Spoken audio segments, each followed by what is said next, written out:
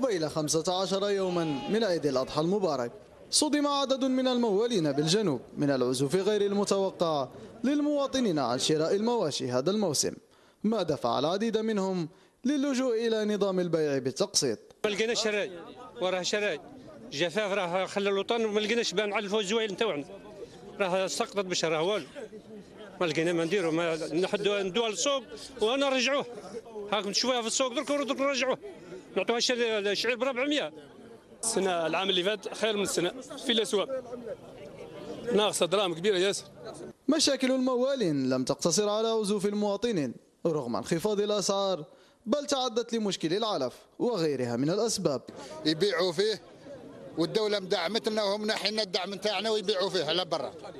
عندنا الأسعار السنة رخيصة على العام اللي فات ياك، وناقص أسواق كبيرة، بصح الأسواق هي اللي ما عندناش، كيما السوق تاع تقرت هذا تشوف فيه راه في زقاق، راه في الشوارع في الشارع وجاي في الديار تاع الناس، فهمتني؟